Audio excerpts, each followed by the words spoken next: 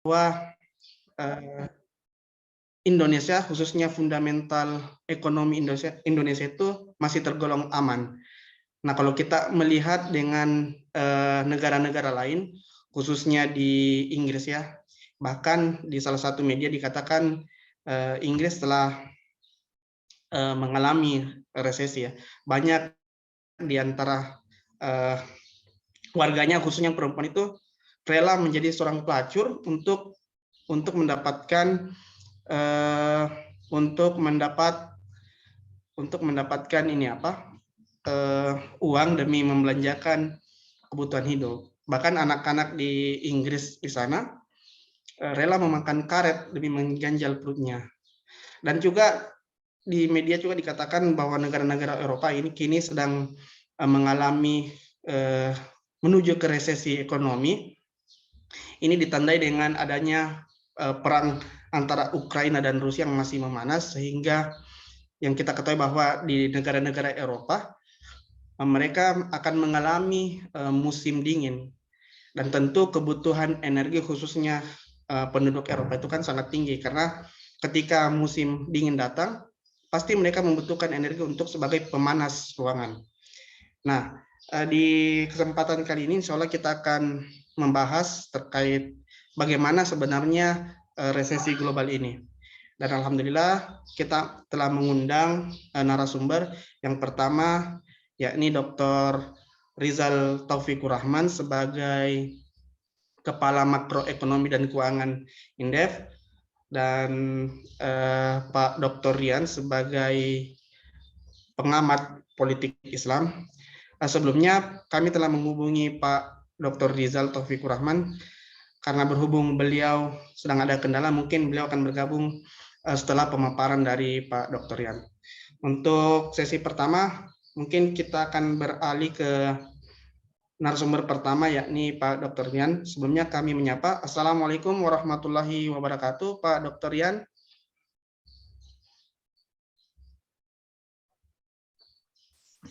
Waalaikumsalam warahmatullahi wabarakatuh. Alhamdulillah. Gimana kabarnya, Pak? Alhamdulillah, baik. Alhamdulillah. Sehat. Alhamdulillah, Pak ya. Senang rasanya bisa bergabung, Pak, di dalam diskusi kami yang diselenggarakan oleh komunitas Bisa Baca. Ya, sama-sama. Sebelumnya Pak Rizal, kami menghubungi Pak Rizal karena Pak Rizal sedang ada kendala, mungkin sesi pertama diisi oleh Pak Dr. Rian. Baik, ya. Mungkin untuk pertanyaan awal, Pak ya, terkait bagaimana dengan resesi ini, dari segi perspektif Pak Dr. Rian sebagai pengamat politik Islam yang konsen di dalam pengkajian isu-isu politik, khususnya politik Islam.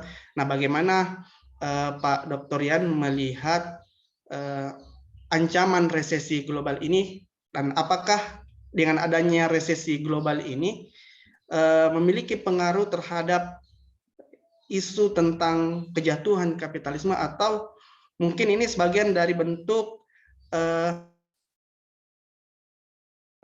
sistem kapitalisme. Nah, untuk itu kami persilakan ke Pak Dr. Rian untuk memaparkan. Waktu dan tempat kami persilakan, Pak. Ya, mohon izin share screen ya. Ya, Pak, silakan, Pak. Mohon panitia untuk di-co-hostkan Pak Dr. Rian.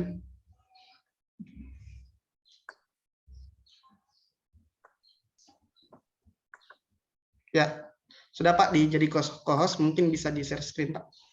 Ya, sudah kelihatan belum? Ya, ya Pak. Terima kasih Mas Moderator, Kang Yusuf. Pada kesempatan yang berbahagia ini, pertama saya mengucapkan terima kasih atas waktunya. Kemudian yang kedua, saya akan coba nanti lebih fokus ya kepada isu-isu yang terkait nanti dengan politik, karena mungkin nanti Dr. Rizal lebih fokus ke ekonomi begitu ya, sehingga nanti kita bisa diskusikan. Saya akan memulai untuk presentasi ini dengan judul dimensi politik dari resesi global. Suara saya cukup jelas ya, Kang? Jelas Pak, jelas Pak, jelas. Oke. Baik, saya akan coba mulai dari sini. Jadi kalau kita bicara tentang fakta yang menjadi topik utama daripada diskusi kita pada kesempatan ini terkait dengan resesi, ya tentu secara umum kita hari ini dihadapkan pada satu kondisi yang memang semakin buruk begitu ya.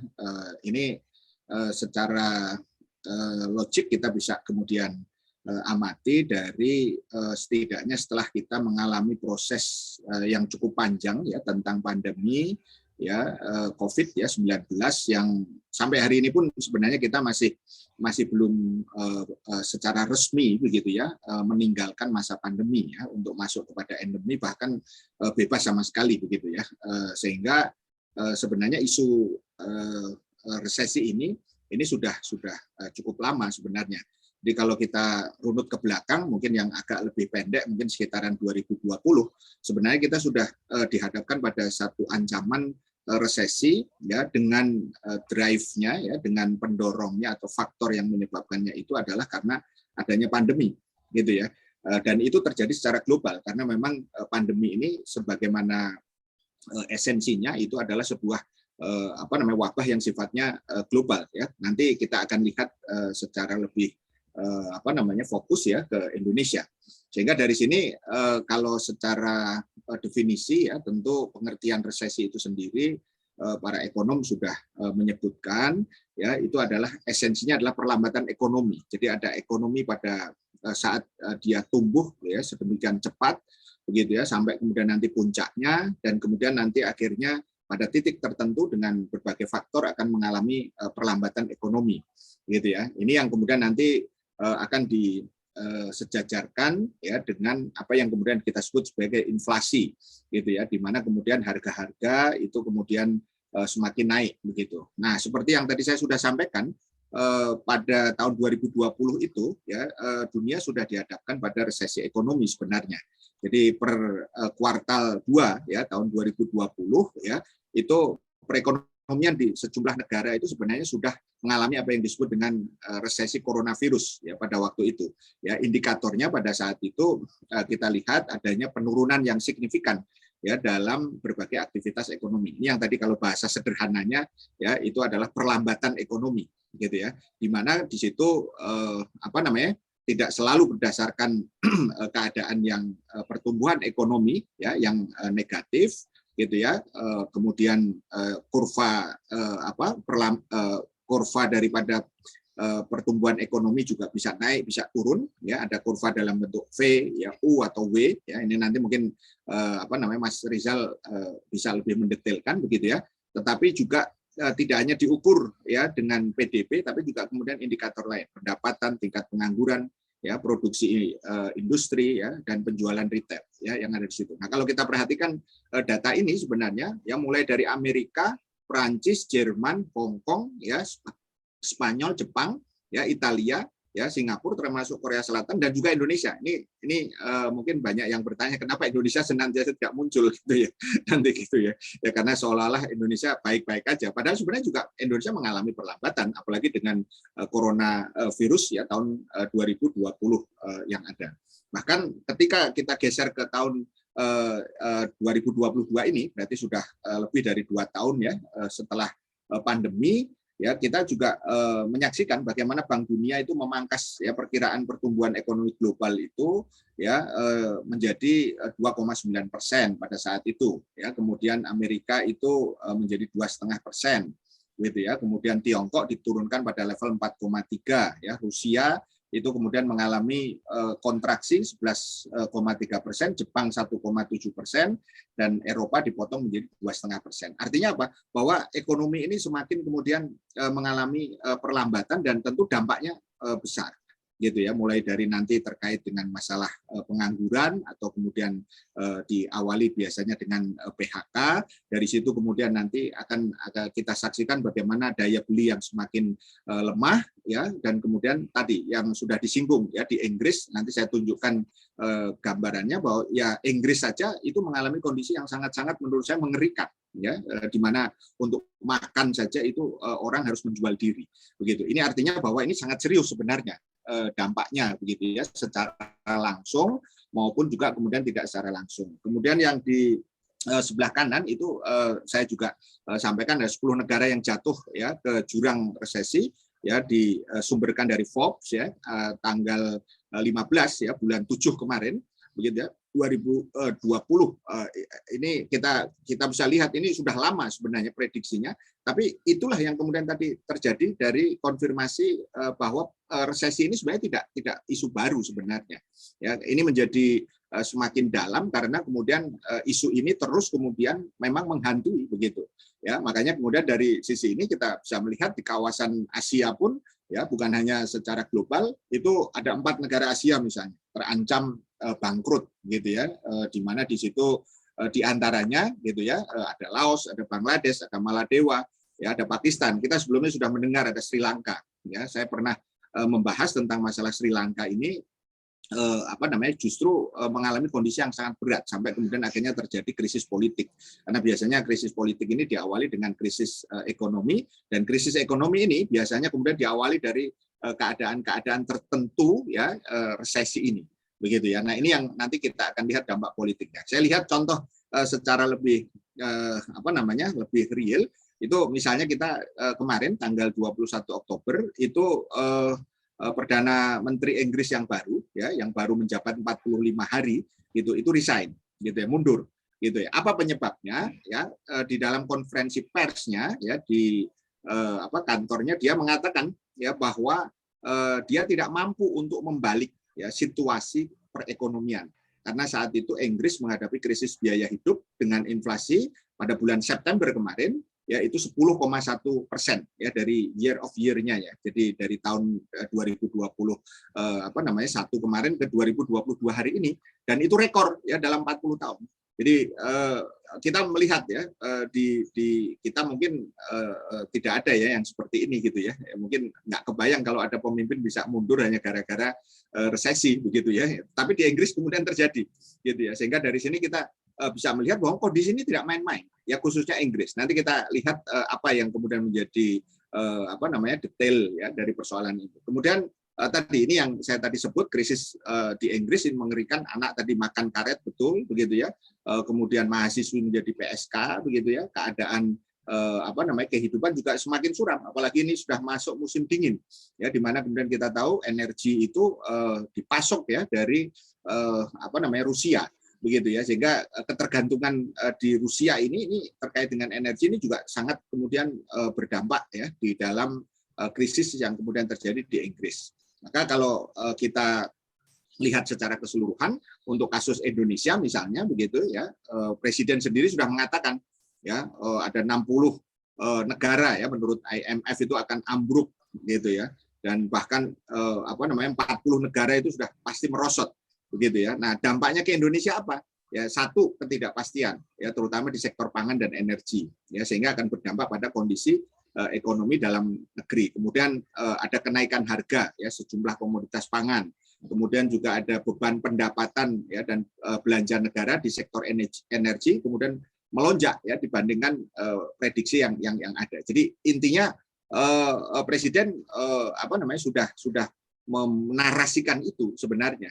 Ya, kalau kita lihat ini tanggal 22 Juni 2022 yang lalu, berarti sudah sekitar 3-4 bulan yang lalu ya, itu kemudian di state gitu ya yang ada di situ. Nah, pertanyaannya adalah untuk kasus Indonesia, apakah benar RI itu kebal gitu ya dari resesi tahun 2023 ini?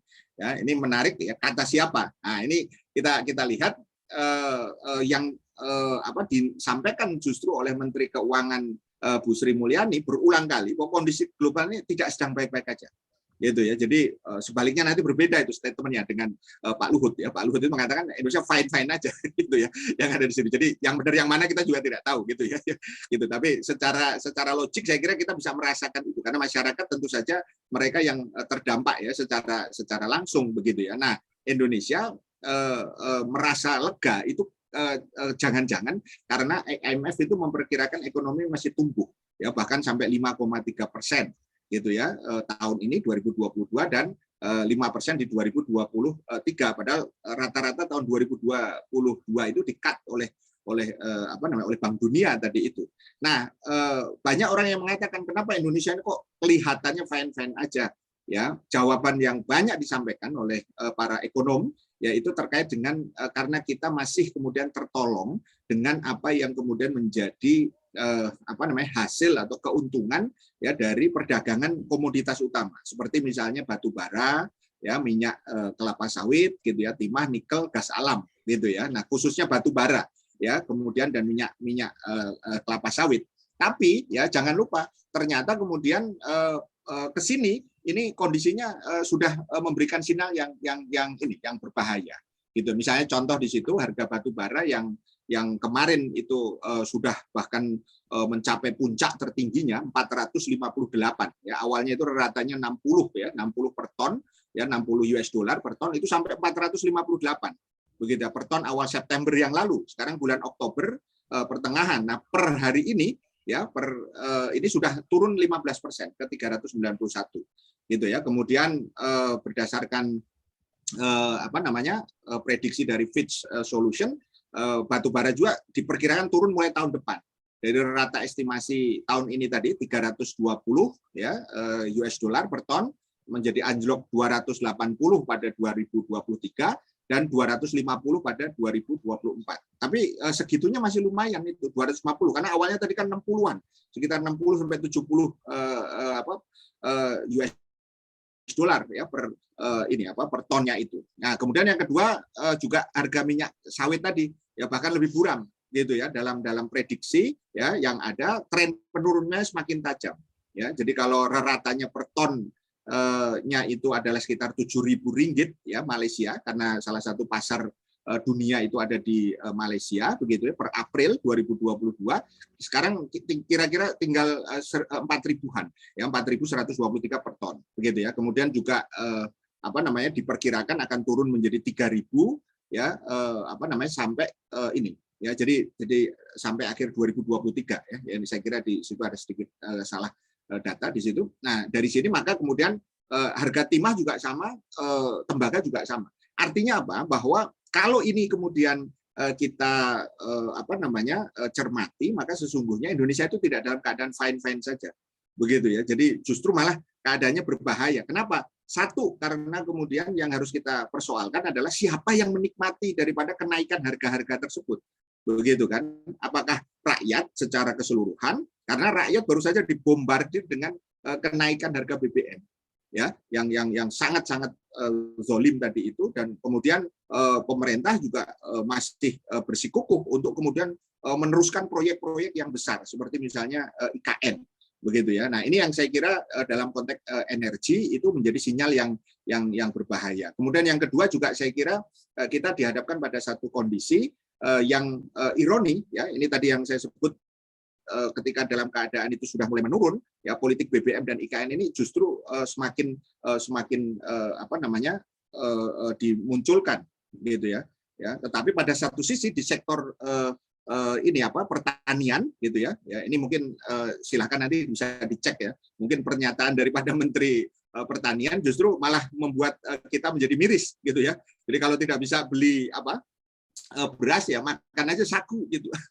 Ini kan saya kira sebuah pernyataan kalau untuk level pejabat gitu ya, ini sangat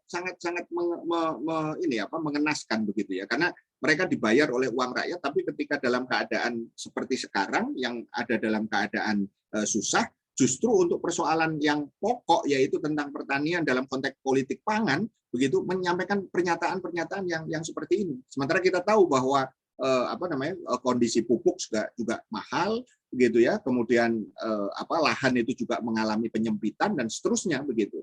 Jadi artinya apa? Bahwa kalau kita lihat secara umum sebenarnya ini problem yang harus kemudian menjadi perhatian kita semua. Ini yang poin pertama saya. Poin kedua, dimensi politiknya kalau begitu bagaimana tentang resesi global ini? Kalau kita bicara politik, saya sekali lagi ini fokus politiknya ya, nanti ekonominya oleh Mas Rizal nanti ya. Saya ingin katakan bahwa tata kelola dan pola urus ya, governance-nya itu ya, itu hari ini memang ada dalam dominasi apa yang kita sebut dengan politik yang sekuler, kapitalistik, demokrasi. Gitu. Ini satu paket ya. Jadi sekulernya itu adalah dari asasnya tadi itu, ya kapitalistiknya itu dari sisi ekonominya, demokrasinya dari sisi pemerintahannya. Nah, kita lihat dari konteks tadi itu, kalau kita analisis secara mikro, ya, penyebab resesi sebenarnya secara umum ada dua. Ya, yang pertama itu yang sifatnya faktor-faktor yang dapat diprediksi atau predictable factor, itu siklus ekonomi. Ya, ini saya kira sudah sering dibahas, ada yang 20 tahunan, sekarang ini bahkan turun sampai 10, bahkan ada yang sekarang ini sudah memprediksikannya terjadinya resesi dan krisis itu bisa lebih awal lagi, ya, lebih rapat istilahnya, mulai dari 5 tahun, bahkan beberapa tahun lebih kurang, ya, yang ada di situ. Tapi ada juga kemudian yang terkait dengan unpredictable factor, yang non ekonomi. Ya, pandemi tadi sudah memberikan contoh, ya, faktor kesehatan itu secara global itu bisa mengubah, ya, situasi yang kemudian terjadi. Kemudian yang kedua adalah perang. Yang kita tahu sekarang apa yang terjadi di Ukraina dan Rusia itu bisa melihat bagaimana Inggris itu yang tergantung secara pangan dan energi kepada Ukraina dan juga kepada Rusia. Kebetulan ini mereka tergantung, dan kemudian pas saat ini mereka bertarung, begitu ya, maka Inggris mengalami dampak yang paling besar, begitu ya, sehingga kita tadi bisa melihat tadi krisis ekonominya itu sudah sangat dalam, ya. Salah satu indikatornya tadi itu bagaimana orang untuk bisa makan saja itu harus menjual diri, itu saya kira sudah sangat ekstrim, begitu ya, belum ke faktor-faktor yang sifatnya lebih luas dari itu, begitu. Nah, maka saya melihat dalam konteks politik resesi global saat ini itu yang lebih kuat tadi penyebabnya ini adalah karena gabungan dari dua faktor ini, ya. Jadi mulai dari predictable faktornya tadi, siklus ekonomi yang memang terus mengalami tadi perapatan, dalam arti perapatan ini siklus periodiknya makin cepat, dulu 20 tahun, 10 tahun, sampai kemudian sekarang bisa sampai 5, bahkan di bawah 5 tahun, begitu. Nah, yang kedua adanya tadi kombinasi dengan unpredictable faktor tadi, pandemi dan perang Rusia Ukraina ini. Nah, ini yang kemudian saya kira kalau kita tarik lebih ke analisis makronya, maka kemudian itu juga tidak akan lepas dari konteks tadi, struktur ekonomi politik dunia tadi itu. Saya tadi sudah singgung bahwa hari ini ada dominasi dari politik yang didasarkan pada sistem sekuler, ya, kapitalistik, demokrasi tadi. Kalau kita lihat pola globalnya, maka hari ini kita sudah mendapatkan bahwa negara-negara dunia itu bergerak pada apa yang disebut dengan negara korporasi, begitu ya, di mana negara itu menjadi instrumen kepentingan bisnis, keputusan politik mengabdi pada pemilik modal, ya, dan jalin berkelindannya secara global antara kapitalis dengan politikus, begitu. Ini yang kemudian nanti melahirkan apa yang disebut dengan liberalisme, sekularisme, dan pluralisme tadi itu. Ya, maka kita lihat hari ini di mana-mana terjadi apa yang disebut dengan kapitalisasi, pendidikan, kesehatan, keamanan, sumber daya alam, gitu ya, politik, ya, layanan publik, hiburan, ya. Hari ini kita bisa menghadapi kondisi yang sangat berat ketika kita dihadapkan pada satu kondisi yang struktur globalnya memang seperti ini, gitu ya, sehingga lahirlah apa yang kemudian saya sering katakan sebagai peradaban material, begitu ya, kehidupan yang materialistik, kesenjangan, dan dehumanisasi, ya. Maka dari sini kita bisa melihat, ya, rakyat dimanapun sebenarnya itu terzalimi, ya, ada proses tadi kehancuran, ada kemudian kerusakan, dan di mana-mana sebenarnya itu tuntutan perubahan itu semakin kencang. Maka kalau kita lihat itu nanti akan membuka wacana kepada kita tentang pola perubahan tadi itu, apakah hanya sekedar sistemnya saja atau kemudian ini orangnya.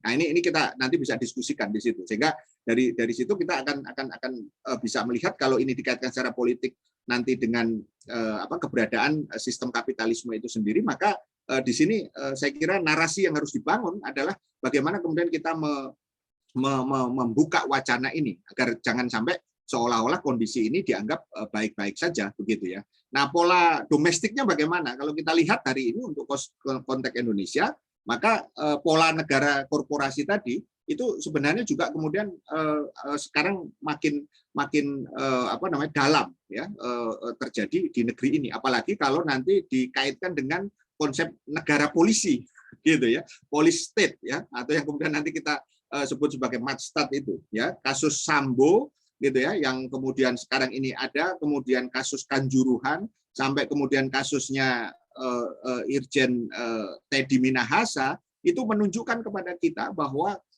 negara ini ada di dalam kendali segelintir orang yang itu background-nya itu adalah kemudian polisi. Dan saya kira ini penting untuk kemudian juga dibuka wacana untuk kritisi ya yang ada di situ. Kenapa? Karena pada ujungnya itu akhirnya kemudian membungkam oposisi dan gerakan alternatif dengan cara-cara yang kasar. Begitu ya, baik itu dalam kaitannya dengan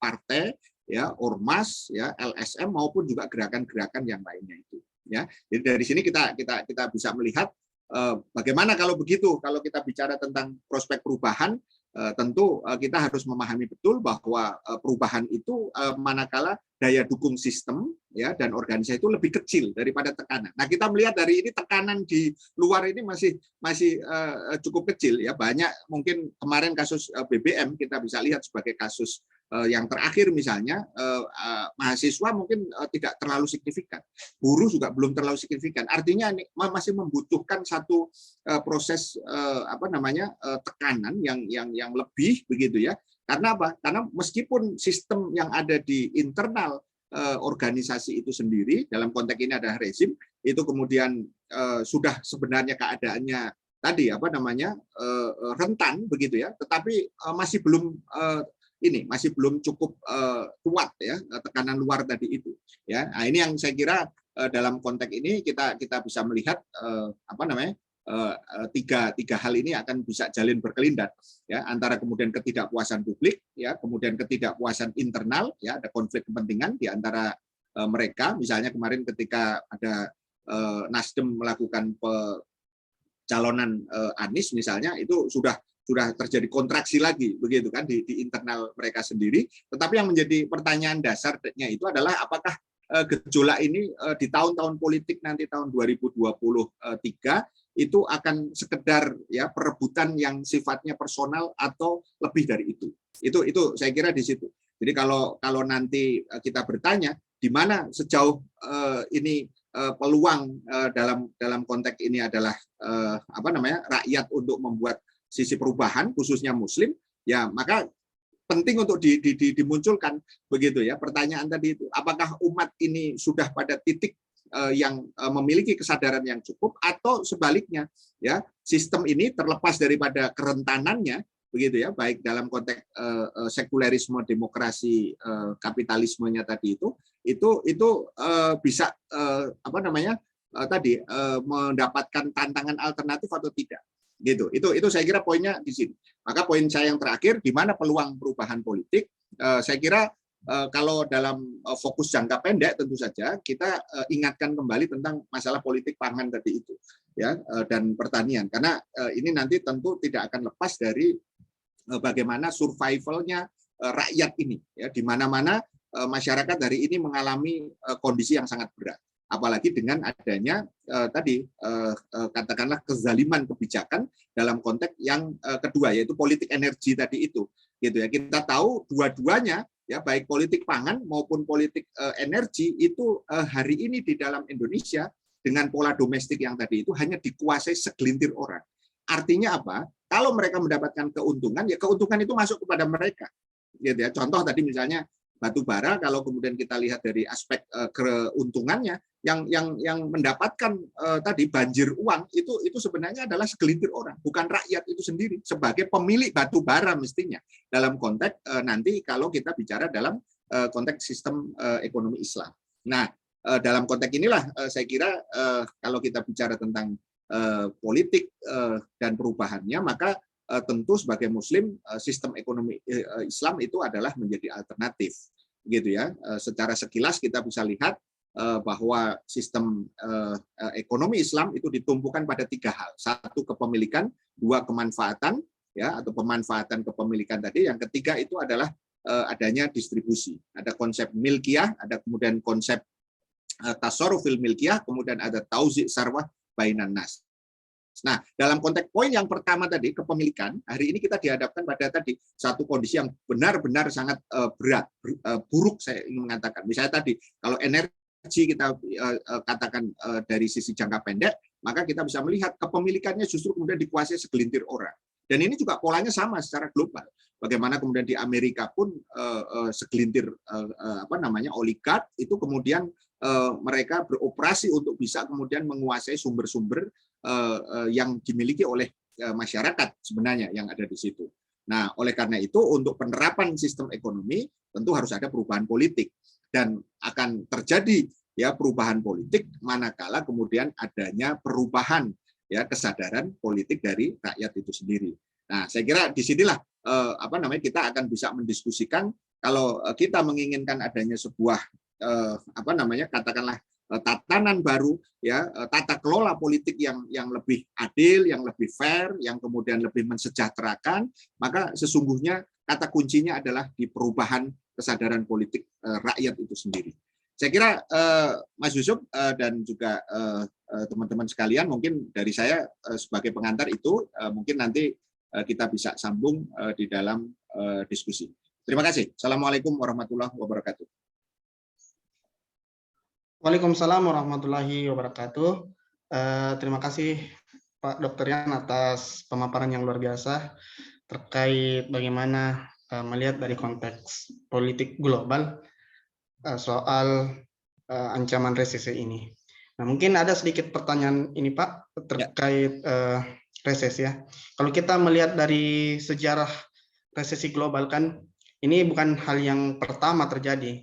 Ya. Di dalam sejarah kan kita pernah melihat berdasarkan literatur sejarah di tahun 1930, 1929 dan 1930 Amerika itu pernah mengalami depresi ekonomi yang di mana pasar saham itu anjlok seanjlok-anjloknya.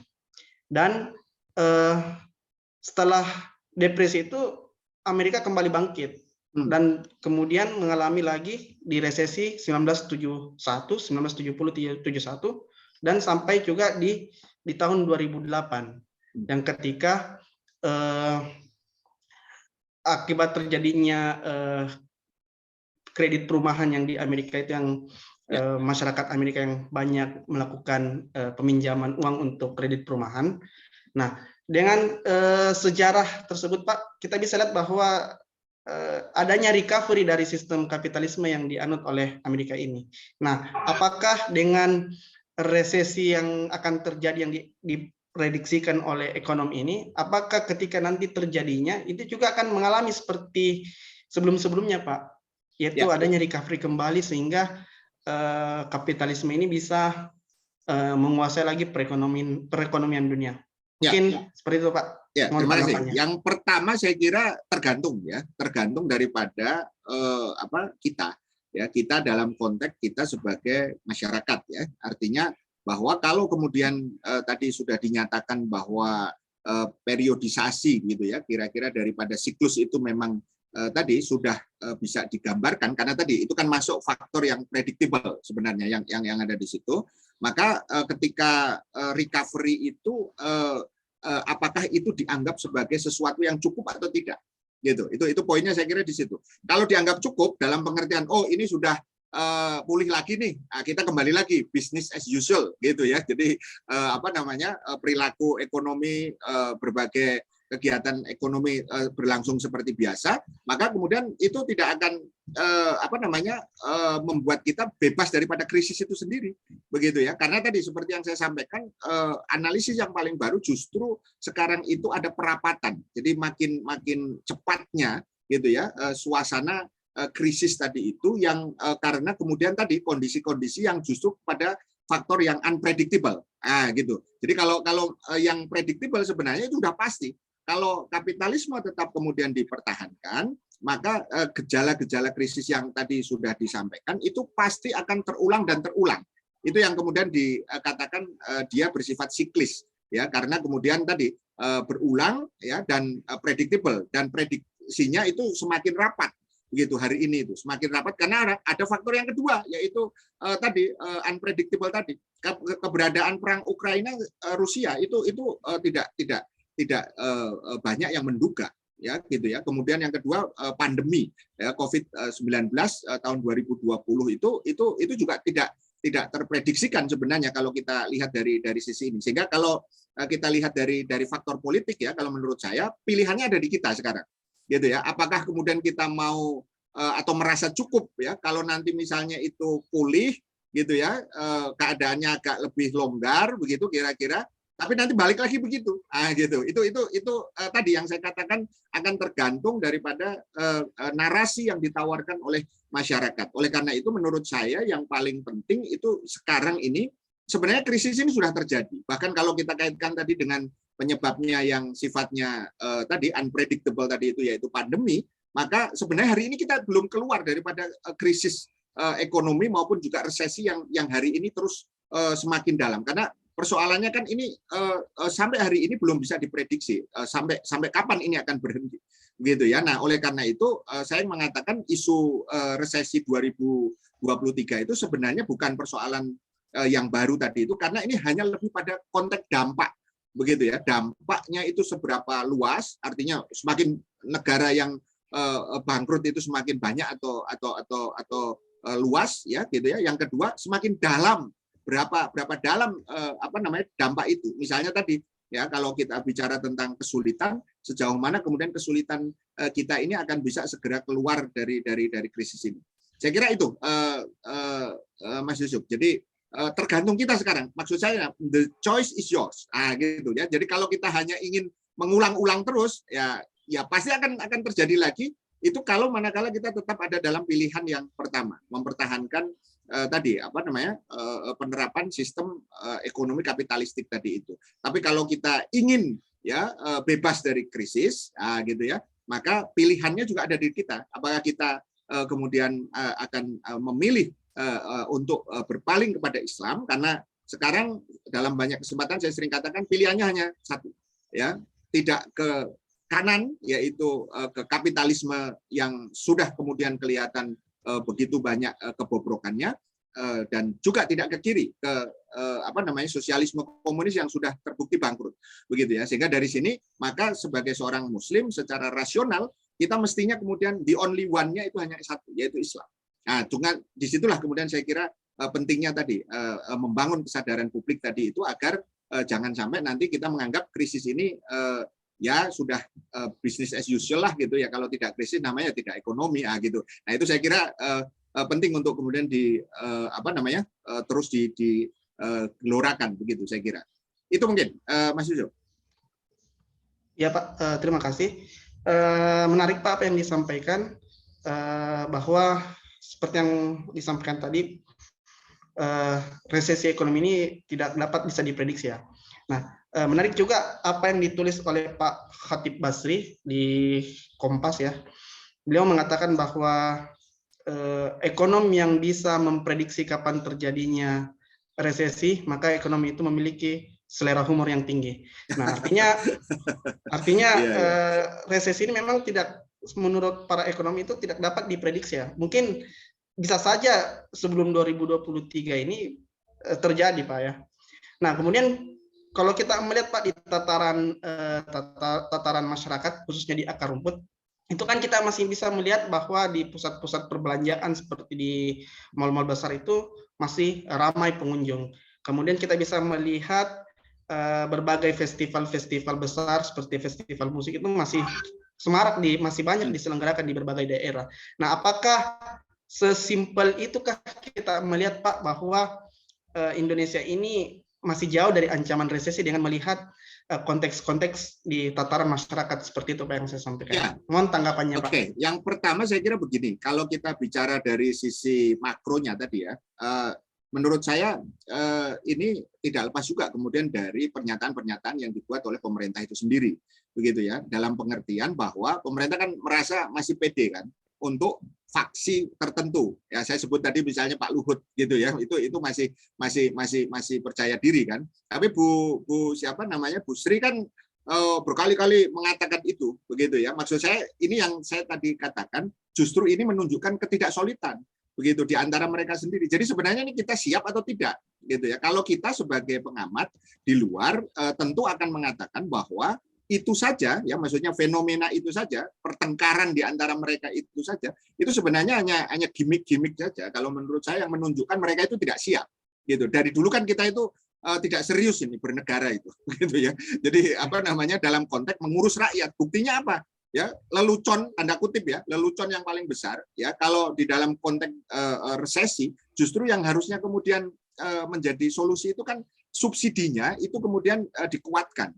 Bukan diumbar dengan BLT tadi itu, tapi subsidinya dikuatkan. Misalnya contoh kasus tadi, adanya kemudian BBM tadi itu, yang justru malah dicabut subsidinya tadi itu, dan kemudian menimbulkan efek domino yang begitu luar biasa, ya itu kan menunjukkan bahwa pemerintah tidak serius ya di dalam kemudian mengantisipasi apa yang kemudian terjadi di dalam isu resesi ini. Dengan catatan sekali lagi bahwa isu resesi ini bukan isu baru. Itu yang saya ingin katakan. Jadi kalau sekarang ini prediksinya seolah-olah belum terjadi, kalau menurut saya ini sudah terjadi, gitu ya. Karena ini sudah terjadi pada konteks tadi unpredictable factor tadi itu kan sudah kita perlihatkan mulai dari apa namanya itu pandemi sampai kemudian 2 tahun ini ya sampai 2022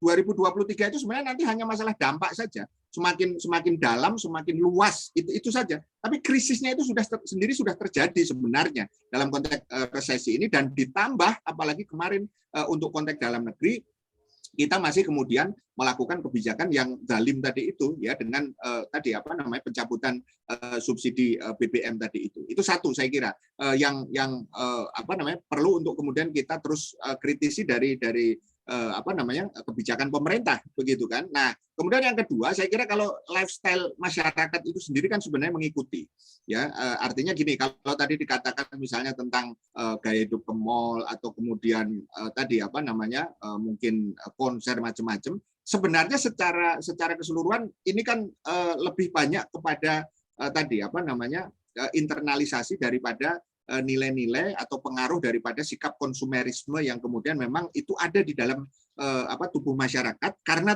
dampak besarnya itu tadi penerapan dari ekonomi kapitalistik itu sendiri begitu. Nah, saya kira itu hanya segelintir kecil lah begitu ya. Yang lebih banyak menurut saya masyarakat itu menderita. Gitu ya. Coba Anda apa namanya lihat ke daerah-daerah yang lebih apa namanya lebih ini pinggir gitu ya. Ya itu kan kalau yang di kota-kota kan sebenarnya hanya mencerminkan, dan itu pun juga saya kira masih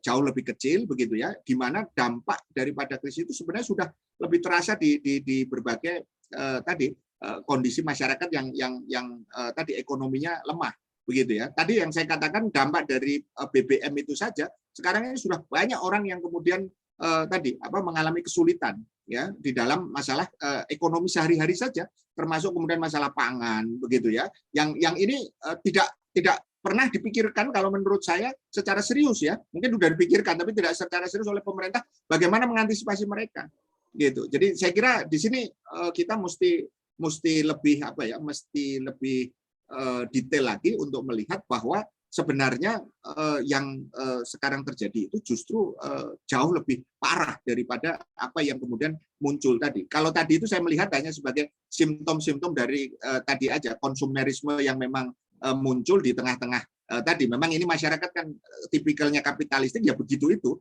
ya, hiburan-hiburan itu hanya ke aspek-aspek yang sifatnya fun begitu ya. Dan sifatnya mungkin lebih apa konsumtif tadi itu, tetapi sebenarnya banyak di antara mereka itu yang mengalami kondisi yang jauh lebih mengerikan sebenarnya. Itu mungkin saya kira Mas Yusuf. Ya, terima kasih Pak. Sebelumnya kami telah menghubungi Pak Rizal Taufikur Rahman sebagai pemateri, namun sampai hari ini beliau belum bisa bergabung, mungkin karena ada sedikit kendala. Tapi insya Allah nanti beliau akan bergabung mengikuti acara sementara acara berlangsung. Baik, untuk memaksimalkan waktu, kami serahkan kepada peserta. Jika ada peserta yang ingin mengajukan pertanyaan, dapat menekan tombol raise hand dan dapat mengaktifkan audio dan videonya, dan bisa langsung bertanya kepada Pak Dr. Yan. Ya, untuk itu kami persilakan kepada peserta jika ada peserta yang ingin bertanya atau ingin menanggapi terkait ancaman resesi global. Ya, kami persilakan kepada peserta.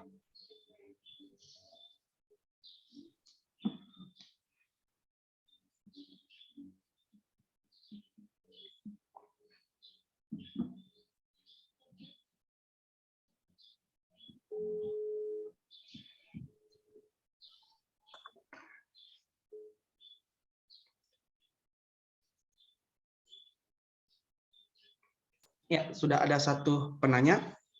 Ya, ada dua. Ya. Untuk ya 3. Baik, sudah ada tiga penanya. Untuk pertanyaan pertama kami persilakan kepada atas nama akun Saifullah Sanggala SAK. Mungkin bisa diaktifkan audionya dan mengajukan pertanyaannya. Baik,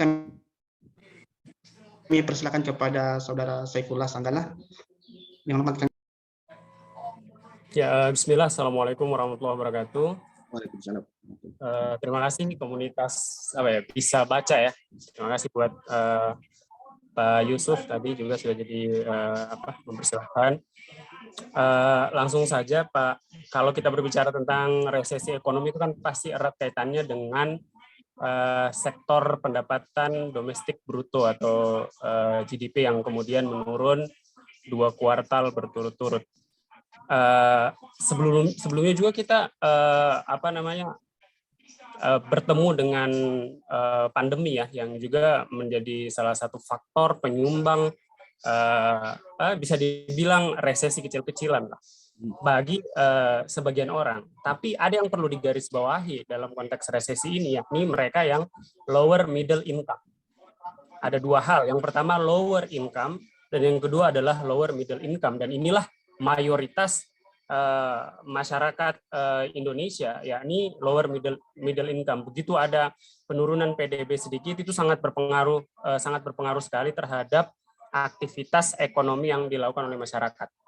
Nah, kalau kita berbicara tentang solusi, Pak Dr. Rian, apapun peradabannya, kalau kita berbicara tentang pangan dan energi, kira-kira apa langkah yang harus kita tempuh kalau misalkan secara fakta kita melihat, satu, kita defisit terhadap beberapa komoditas pangan, yang kedua juga kita defisit beberapa energi. Kita tidak kemarin yang diskusi sebelumnya di Bisa Baca juga sudah dijelaskan bahwa kita tidak cukup untuk balik modal ketika akan buat kilang minyak baru, dan kita harus kemudian impor dari Singapura. Yang pertama, pertanyaan kontra. Langkah menaikkan BBM adalah solusi yang tepat karena kita defisit energi. Yang pertama. Yang kedua, soal konteks ekonomi Islam, misalkan ketika kita terjadi resesi, ada 2 solusi yang kemudian dilakukan oleh orang. Yang pertama adalah spending, yang kedua investasi. Sebagian orang yang kemudian berteriak tentang ekonomi syariah akan menggencarkan tentang infak dan sedekah. Dari 2 perspektif ini, apa tanggapan Ustadz? Mampukah kita kemudian melewati resesi jika kemudian resesi itu datang, ataupun hari ini resesinya sudah ada pada kalangan lower income ataupun lower middle income? Terima kasih Pak Yusuf, terima kasih Pak Rian. Ya. Baik, terima kasih untuk saudara saya. Satu-satu atau dikumpulkan dulu? Bagaimana Pak, mau ditanggapi langsung atau gimana? Mungkin bagusnya biar kalau ada ini biar 3 pertanyaan aja, nggak apa-apa. Nanti kita sambil jawab yang jadi. Berarti ditampung dulu ya Pak ya? Ya, mungkin 3 aja. Kalau memang ada 3 mungkin boleh bisa dianukan sekalian. Mungkin nanti baik, kita bisa. Oh ya, untuk penanya kedua atas nama akun Arif Sidik, mungkin bisa diaktifkan video dan audionya. Kami persilakan.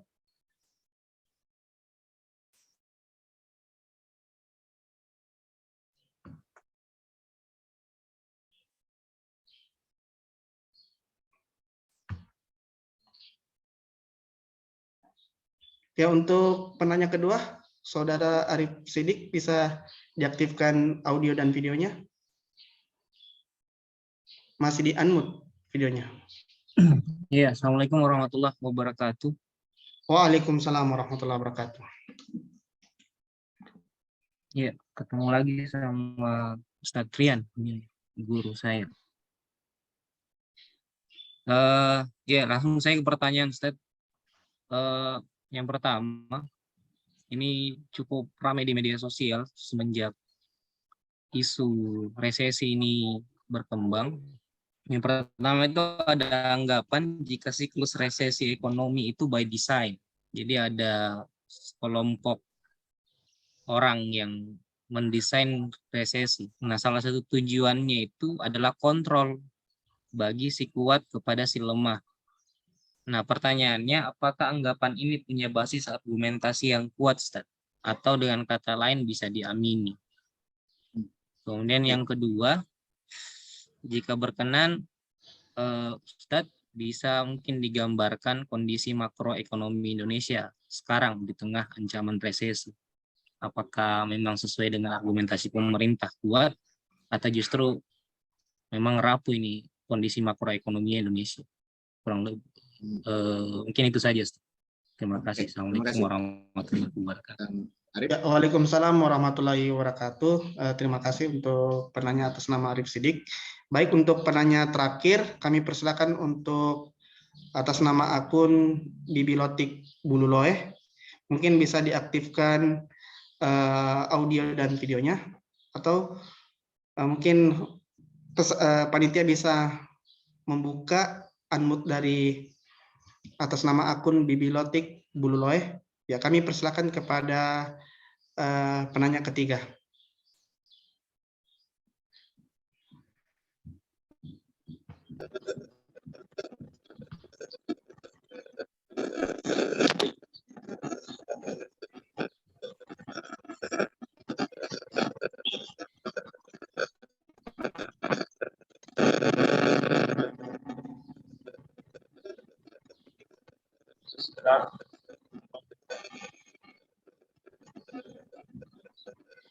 Mohon maaf, untuk atas nama akun Bibilotik Bululoeh, kayaknya ada gangguan audio.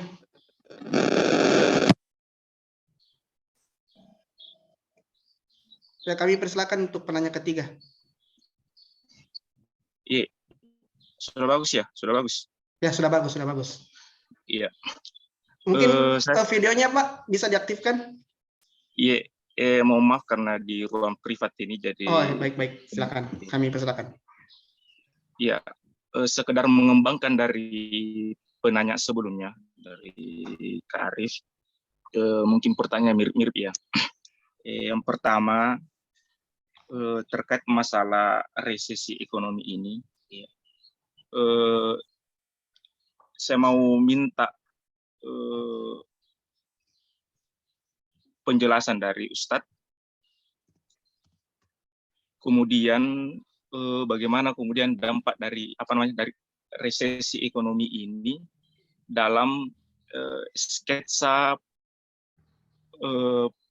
pergolakan politik global pada umumnya, dan tentu saja Indonesia pada khususnya jika memang ini tetap terjadi resesi ekonomi, ya.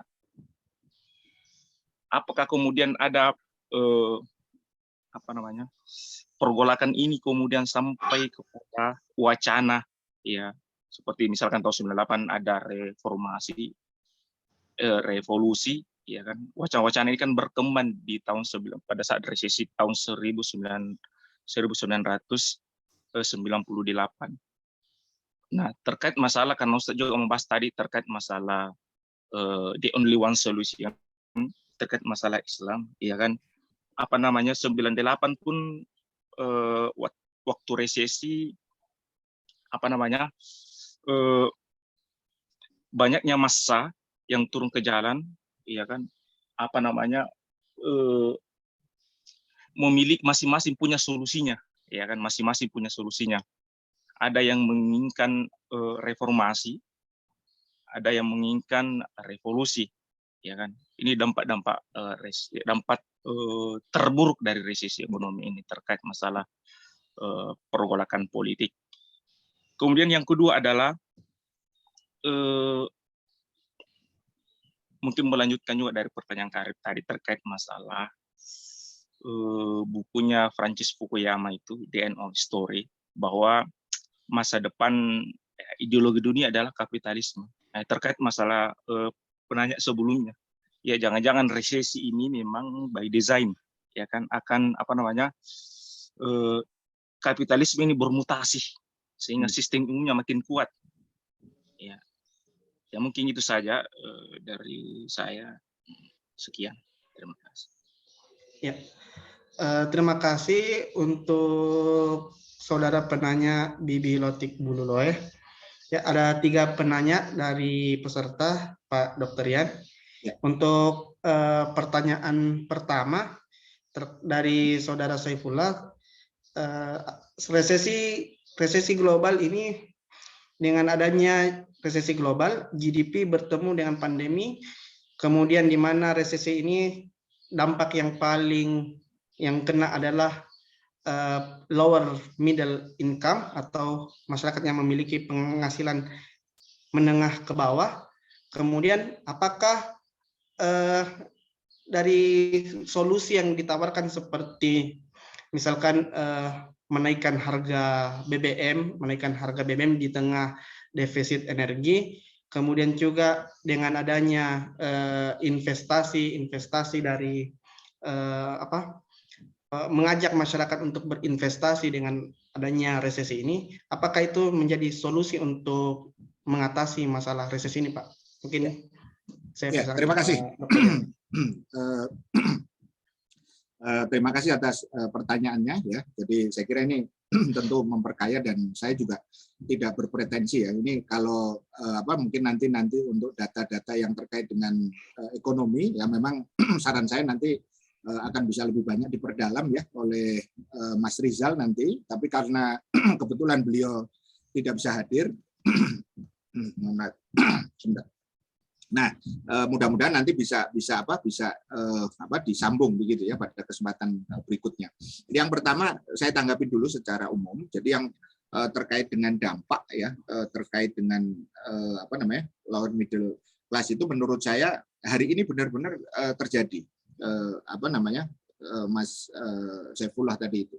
Karena justru inilah yang kemudian tidak menurut saya tidak diantisipasi dengan serius begitu ya. Karena kita sudah sering mendiskusikan tentang masalah BLT misalnya begitu ya, terkait dengan pengalihan subsidi yang menyangkut masalah BBM begitu kan. Itu kan tidak menjadi solusi yang sifatnya fundamental begitu. Sehingga itu banyak yang mengatakan hanya sekedar sebagai semacam balsem begitu ya. Jadi hanya sekedar karena ada sedikit gatal maka kemudian olesi, selesai, seolah-olah itu, padahal bukan itu persoalannya begitu ya. Karena apa? Karena sampai hari ini kita bisa melihat meskipun harga minyak itu turun begitu ya di minyak dunia, ternyata kemudian tidak turun juga ya. Kalaupun turun itu tidak sangat signifikan ya. Oke, misalnya Pertamax hari ini turun ya, tapi Pertamax kan kita tahu bahwa konsumsinya juga tentu lebih sedikit dibandingkan kemudian Pertalite. Sementara Pertalite sendiri tetap nongkrong di 10.000 kan begitu kan. Kalau kemarin kan 14.500 kemudian menjadi 13.900 ya hari ini. Tetapi kemudian untuk Pertalite itu masih tetap 10.000 begitu ya. Artinya apa? Saya tidak melihat bahwa ada konsistensi daripada pemerintah untuk mengikuti aturan yang mereka buat sendiri gitu ya. Nah, ini yang kemudian dampaknya kepada masyarakat secara lebih luas, dan itu pun sebenarnya masih kemudian cenderung untuk ditutup-tutupi. Kenapa? Karena sebenarnya kalau kita bicara tentang kemarin kenaikan harga BBM ya, saya kira mungkin di pertemuan sebelumnya sudah banyak didiskusikan, tapi saya ingin memberikan highlight saja bahwa apa yang terjadi dengan kenaikan BBM ini kan sebuah kebijakan yang memang tidak berpihak kepada rakyat itu sendiri, di mana kemudian kita dihadapkan pada kondisi yang berat ya tadi, tetapi kemudian malah justru dinaikkan. Sementara ketika kita bicara tentang pencabutan subsidi, maka publik bertanya kan, nalar publik itu merasa terganggu ya ketika kemudian dihadapkan pada fakta kebijakan pemerintah mestinya harusnya kemudian membackup masyarakat dong, bukan malah menzalimi masyarakat itu sendiri gitu ya. Nah, ini yang saya kira sangat dirasakan, bahkan kalau dalam pandangan saya itu jauh lebih menyakitkan daripada kenaikan itu sendiri, yaitu kebohongan yang ada di masyarakat, di pemerintah, di rezim ketika memberikan legitimasi terhadap kenaikan dari tadi BBM itu, karena seharusnya misalnya angka-angka sudah banyak saya kira dirilis begitu ya, bahwa besarnya subsidi untuk Pertalite misalnya gitu ya, itu saya kira sangat kecil dibandingkan energi secara keseluruhan ya. Apa yang kemudian digembar-gemborkan 500 sekian triliun itu akan hangus ya istilahnya hanya untuk mensubsidi, buktinya tidak terjadi gitu kan. Nah ini yang membuat kita semakin yakin bahwa sebenarnya ada sesuatu yang masih ditutup-tutupi ya dari pemerintah terkait dengan ini, alias pemerintah tidak jujur ya kalau kita mau lebih tegaskan di situ. Sehingga saya melihat bahwa kenaikan harga BBM ini sebenarnya lagi-lagi hanya mengumpulkan keyakinan kita bahwa pemerintah tidak jujur ya kepada rakyatnya tadi itu dengan data-data yang ada maupun juga praktikannya sendiri. Kenapa? Karena pada faktanya ketika harga turun ya di minyak dunia, mereka pun juga tidak serta-merta ya untuk kemudian menurunkan hal tersebut. Belum lagi kalau kita bicara nanti lebih strategis lagi bahwa pemerintah itu tugasnya kan mengatur ya, mengurus masyarakat. Ya kalau mensubsidi itu kan kesannya lepas tanggung jawab. Begitu ya. Jadi kalau hanya sekedar udah saya subsidi loh, Anda itu kok nggak berterima kasih misalnya begitu kan. Itu kan sebuah ironi. Masyarakat harusnya kemudian bukan hanya disubsidi, bahkan harus di backup habis dalam konteks kebutuhan-kebutuhan yang mereka memang perlukan begitu. Sehingga saya melihat sekali lagi dampak yang terbesar justru itu adalah kepada tadi betul apa yang disampaikan oleh Mas Saifullah tadi itu pada mereka yang ada di garis yang middle bahkan yang ke bawah ya yang ada di situ. Nah, ini yang saya kira mesti terus kemudian digaungkan begitu ya. Artinya apa, bahwa memang dampak kebijakan ini ketika berhadapan dengan situasi resesi ini makin tambah lagi. Nah, ini yang publik itu sebenarnya mungkin kalau bahasa saya melihat masyarakat itu sudah ada dalam istilahnya itu katakanlah kondisi yang berat, ini ditambah lagi dengan kebijakan. Mestinya kan mereka di backup gitu ya, di backup dengan tadi bukan hanya sekedar subsidi tapi justru kemudian berbagai fasilitas yang meringankan beban mereka, tapi ini malah kemudian ditimpa dengan tadi kebijakan yang memberatkan mereka. Itu satu saya kira. Kemudian yang kedua, kalau kemudian kita bicara tentang kerapuhan, saya kira fundamental ekonomi kita itu kan ini sekaligus nanti mungkin menjawab sedikit ya, tentang apa yang disampaikan oleh Kang Arief tadi ya, bahwa apa yang terjadi hari ini itu kan sebenarnya fundamental ekonomi kita itu lemah, begitu ya. Apa yang terjadi hari ini itu sebenarnya hanyalah kalau saya sering katakan itu seperti rumah laba-laba begitu. Kita bisa ambil contoh lah yang paling konkret ya daripada APBN kita. Ya, APBN kita itu kita bisa lihat bagaimana kemudian gambaran yang memberikan kepada kita tentang kelemahan daripada ekonomi kita itu sendiri. Kita punya pendapatan kurang lebih kalau kita mengacu ke tahun 2021 kemarin ya, misalnya 21, saya kira yang 2022 juga tidak terlalu jauh berbeda kemarin gitu ya. Kita punya pendapatan itu kira-kira hanya 1.700 triliun. Sementara pengeluaran kita itu kurang lebih sekitar 2.700 triliun. Begitu ya. Ada di situ defisit ya 1.000 triliun. Begitu ya. Mungkin kalau sekarang ada sedikit pengurangan ya yang di 2022 yang berjalan begitu ya. Tapi poin saya adalah bahwa ketika kita bicara tentang kondisi tersebut, ini kan sebenarnya menunjukkan bahwa ekonomi kita itu sangat tergantung daripada hutang luar negeri. Sementara dalam konteks hutang itu sendiri tentu tidak ada yang free. Ya gitu, dan di sinilah kemudian terjadi ironi berikutnya, yaitu ketika dibebani oleh subsidi masyarakat itu pemerintah mengeluh, tapi ketika kemudian berbicara tentang hutang luar negeri plus dengan bunganya itu kemudian tidak ada kata-kata keluhan itu ya, yang saya kira secara angka ini sangat mengerikan. Coba kita bayangkan bagaimana kemudian hutang dari yang pengeluaran 2.700 triliun itu kurang lebih hampir 700 triliun. Ya, itu hanya untuk membayar bunga dan pokoknya.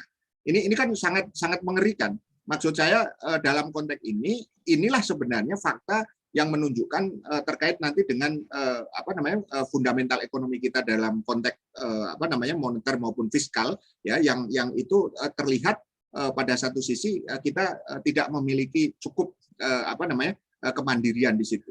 Itu saya kira poin pertama tadi, ya. Mudah-mudahan bisa nyambung dengan apa yang tadi ditanyakan. Kemudian yang kedua, saya kira kalau kita lihat solusi yang terkait dengan ZIS gitu, ya, zakat, infak, sedekah segala macam, saya kira ini sebenarnya lebih menggambarkan kalau menurut saya solusi yang tidak apple to apple, ya, dalam konteks bahwa apa yang kemudian ada dalam konteks konsep ZIS, ya, itu sebenarnya hanya pada level yang sifatnya mikro gitu, ya, karena ketika kita bicara zakat tentu itu adalah pada perorangan yang memang memiliki kemampuan dengan SK, ya, syarat dan ketentuan. Kemudian kita bicara infak maupun sedekah juga sama. Nah, saya justru tidak melihat ketika ini dalam keadaan krisis justru orang bicara agak lebih makro gitu, makro dalam pengertian tadi, ya, berbicara tentang aspek-aspek struktural gitu, ya, karena ini mungkin menurut saya akan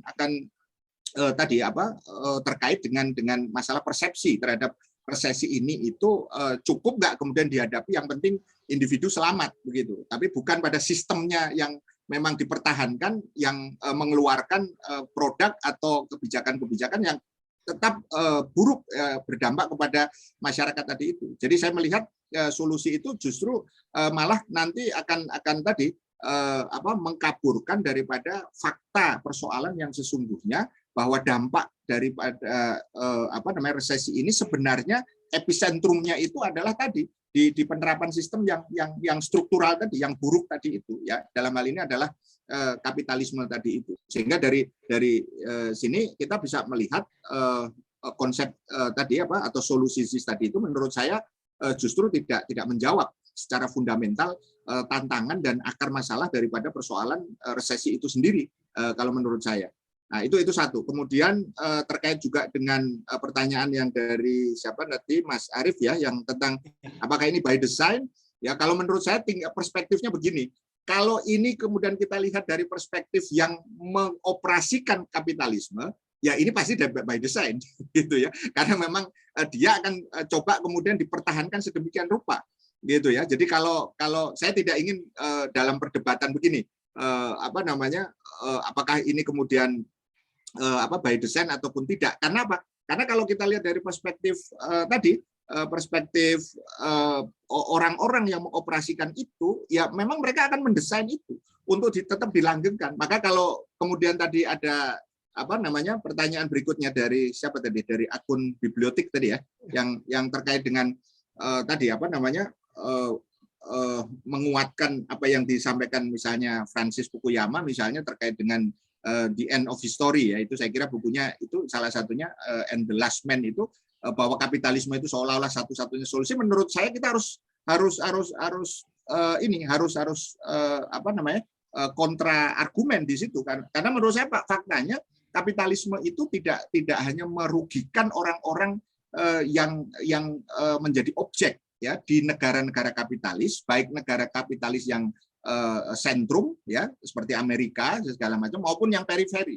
Yang periferi ini artinya yang kayak kita ini yang ikut-ikutan gitu, ikut-ikutan untuk menjalankan kapitalisme tadi itu. Kenapa? Karena fakta menunjukkan, ya, fenomena the occupation of Wall Street, ya, yang terjadi di Amerika itu menunjukkan bahwa yang berkuasa di Amerika itu hanya tetap segelintir orang.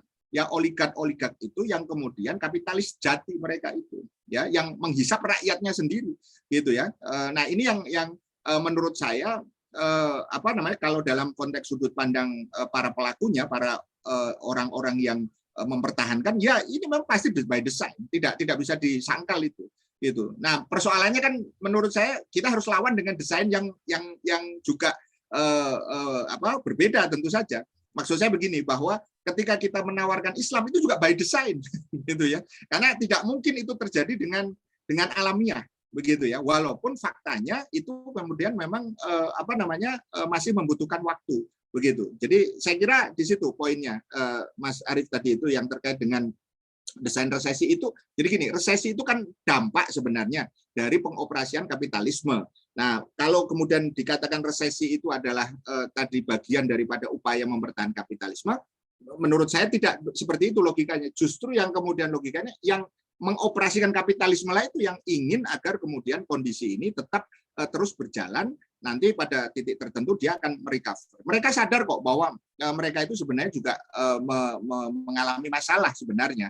Tapi mereka kan tidak punya solusi. Banyak juga para pemikir kapitalis Barat yang mereka tidak mendapatkan jawaban what's next-nya itu gitu ya. Setelah mereka menghadapi krisis, apalagi tadi krisis-krisis yang terakhir itu sangat dalam sekali menghantam ya, misalnya Amerika itu sendiri ya, yang tidak membuat mereka bisa mengelak bahwa dampaknya memang buruk begitu kan. Tapi kan pertanyaannya alternatifnya apa? Nah, ini yang saya kira tadi kalau kita nyambung dengan pertanyaannya yang tadi dari akun bibliotek tadi itu, dalam konteks ini ya tawarkanlah sebuah solusi perubahan. Kalau menurut saya gitu. Kalau tanpa ada solusi perubahan dalam konteks ini perspektif Islam, kalau menurut saya ya tidak akan mungkin ada tadi pertarungan wacana. Itu yang saya bilang tadi, saya sampaikan di salah satu slide, bahwa untuk bisa membuat kesadaran publik itu tumbuh, maka mesti ada apa yang disebut dengan pertarungan wacana itu.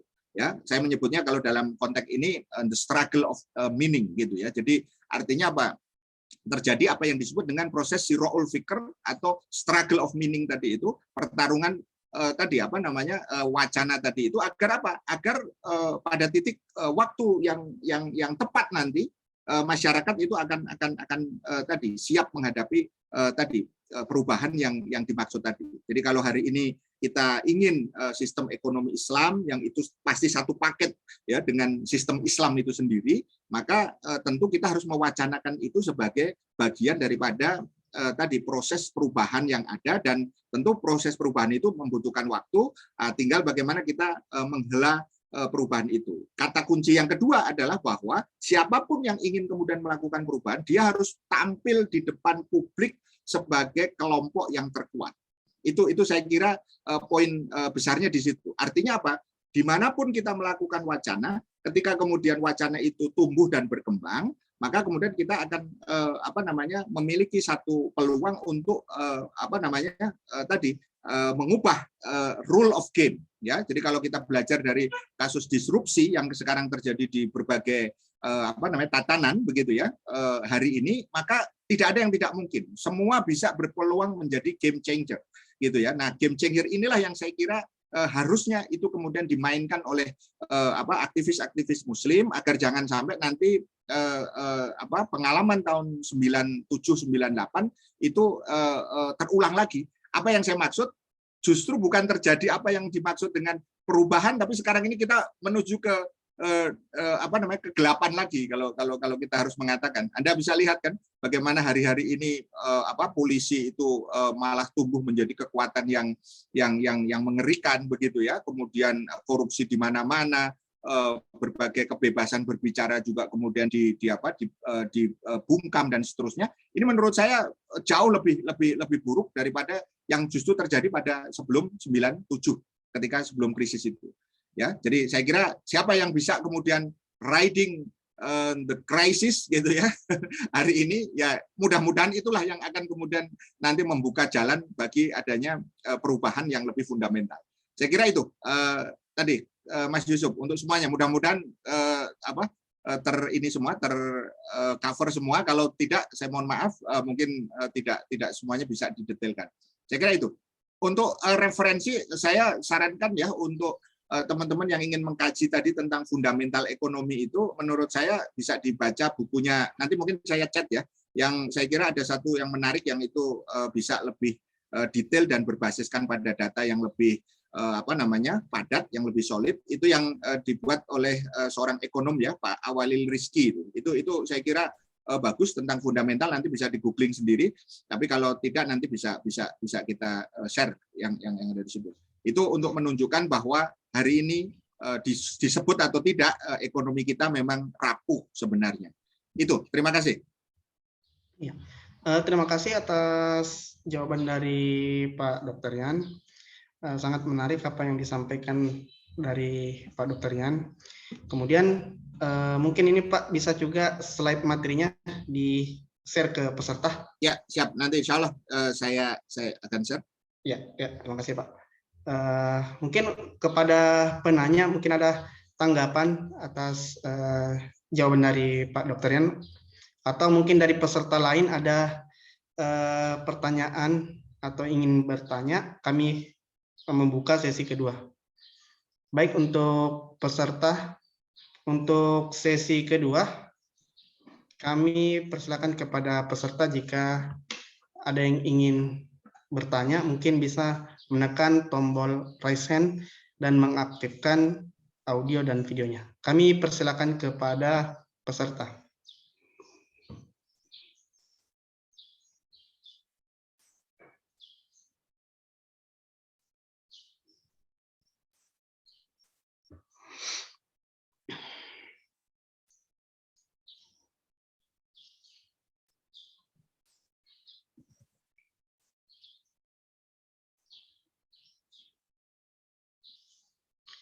Ya, mungkin kayaknya untuk sesi tanya jawab ini hanya untuk gelombang pertama saja, Pak ya.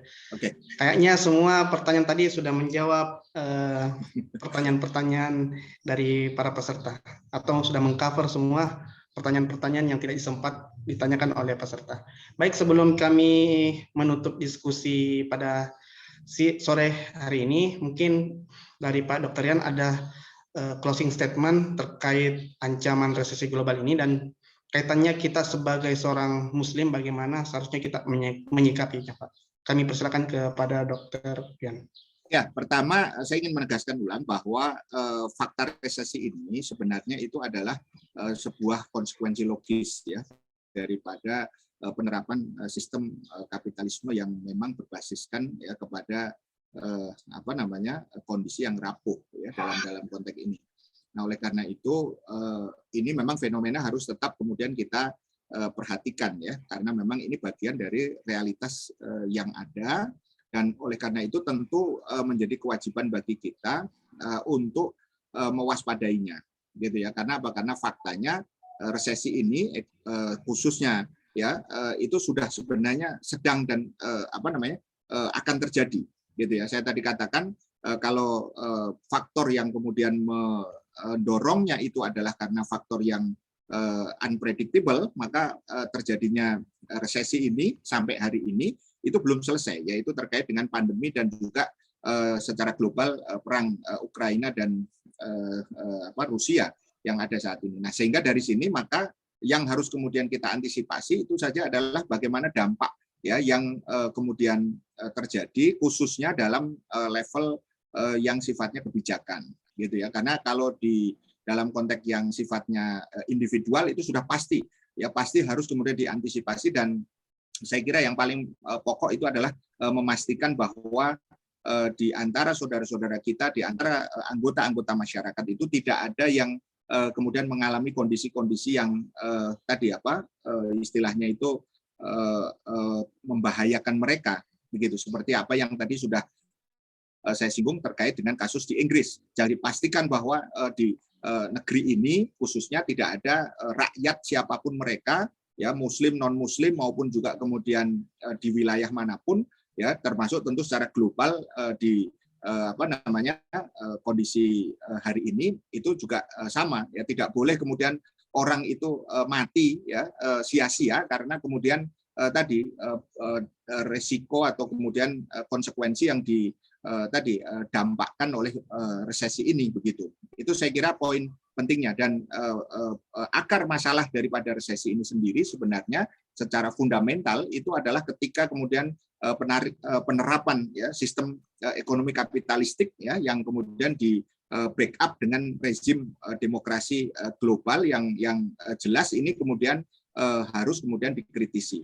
Nah, yang kedua, maka kemudian yang penting bagi kita hari ini selain mengantisipasi dampak yang sedang ya dan akan ya kemudian terus terjadi ini ya baik di level individu maupun juga kemudian di komunitas, maka kita harus mendorong kebijakan-kebijakan yang sifatnya itu alternatif, begitu ya. Nah, dalam konteks ini alternatif yang kita harapkan ya itu adalah lahir dari satu kesadaran kita, keyakinan kita ya sebagai seorang muslim, sebagai bagian daripada anak bangsa ini, anak negeri ini ya, bahwa kita ingin negeri yang penuh dengan berbagai kekayaan alam, berbagai kemudian potensi yang Allah berikan ini itu tidak justru malah semakin terjebak di dalam tadi cengkeraman kapitalisme tadi, tapi justru harus kemudian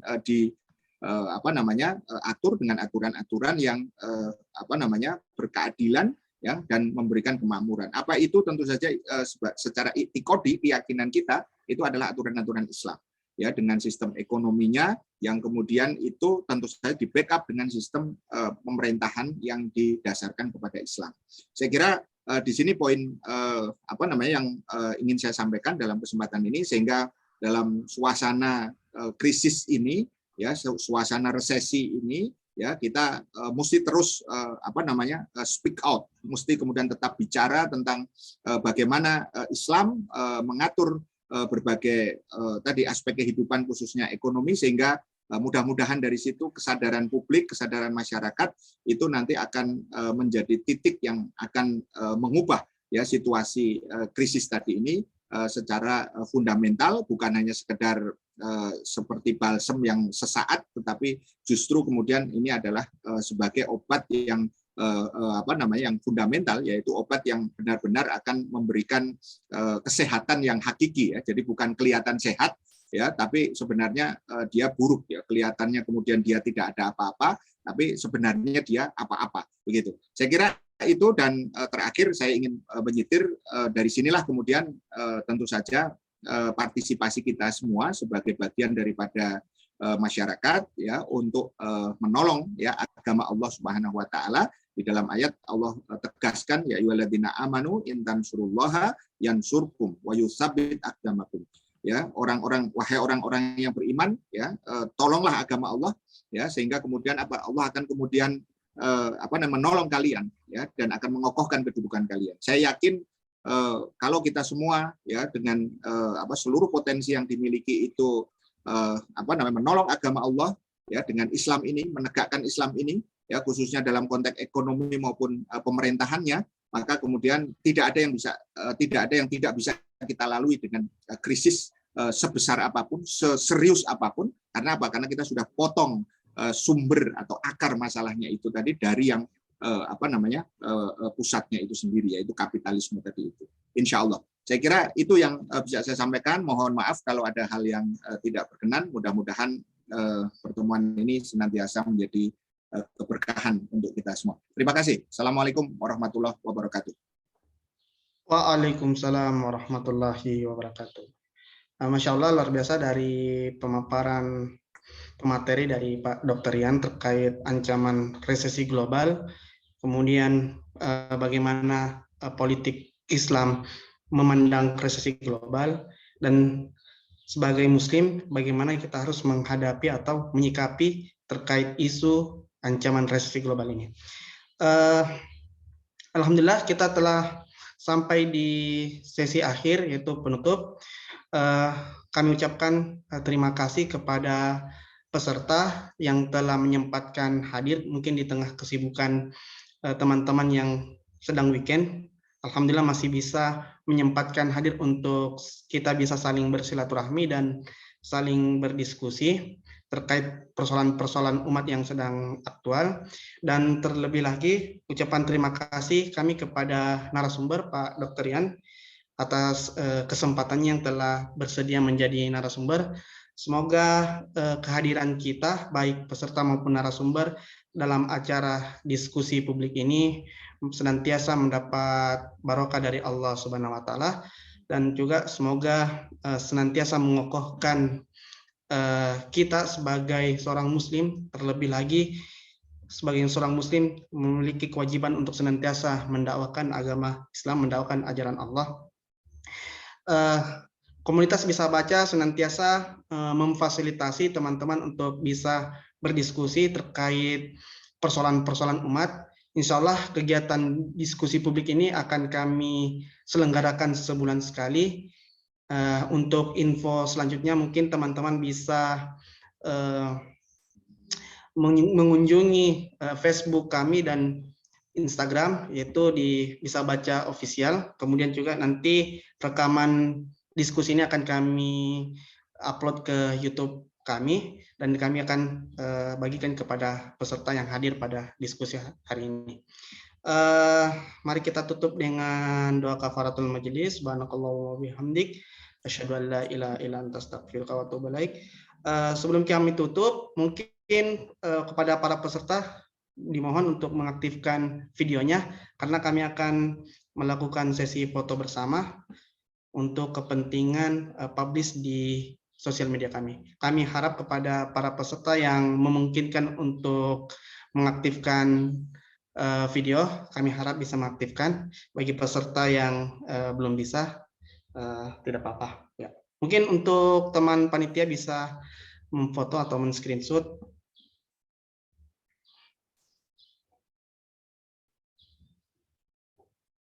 Ya, mungkin sudah ya.